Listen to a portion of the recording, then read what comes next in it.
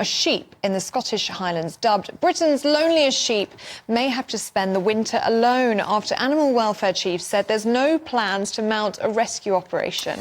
Yeah, the Scottish SPCA says the sheep that's been spotted living alone at the foot of a cliff for the past 2 years isn't in danger and has ample grazing. Well, let's speak to farmer Gareth Wynne-Jones about this. And Gareth has his own sheep, so I'm sure he's feeling just as upset as I am about this. Gareth, how has this happened, do you think? How has this sheep ended up all by itself at the bottom of a cliff?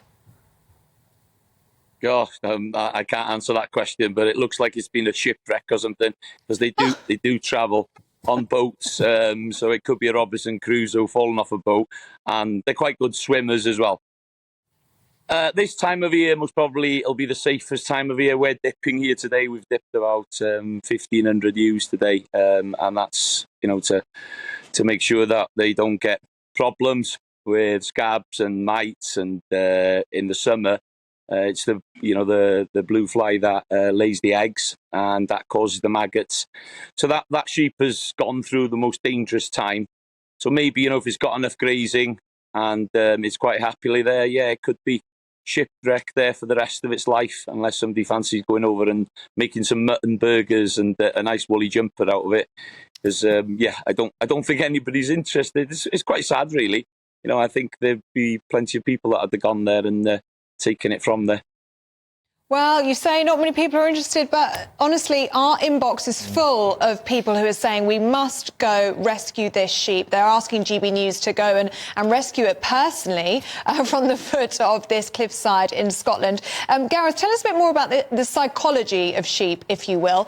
Do sheep get lonely? Do they like to have the company of other sheep around them?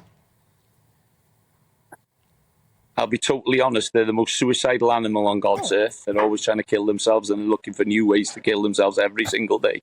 So, you know, to go and rescue that sheep might be a suicide mission for somebody, because, you know, you're going to have to catch that sheep on a cliff edge, you know, catch it. You know, I've got a sheepdog that catches sheep every single day. You have an open field, you have to have a safe area.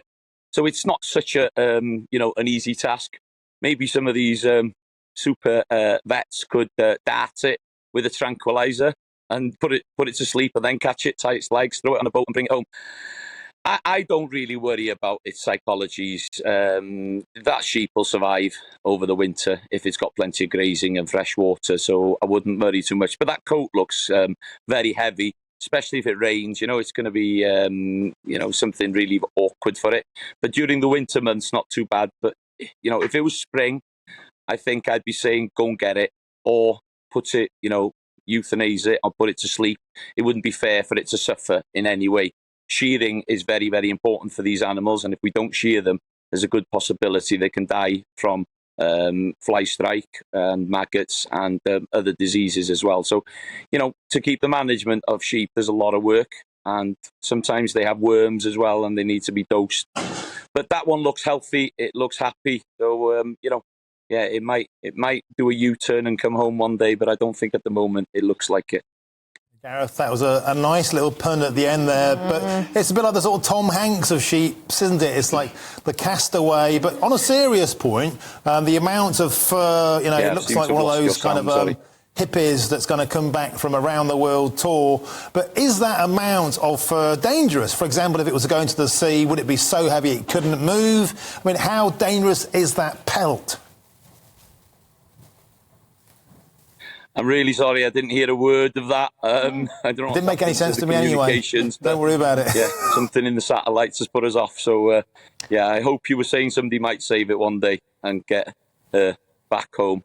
And a nice fresh field. There's plenty of grass in Wales and some of the best sheep in the world, so get it over to Wales. Yeah, we'll ship it over to you, Gareth, and you can take care of it. Thank you very much. Thank you. Yeah. And I could talk about that all day, that poor sheep. It's funny how you were getting quite choked and emotional, and then you just said they're the most suicidal animal on the planet.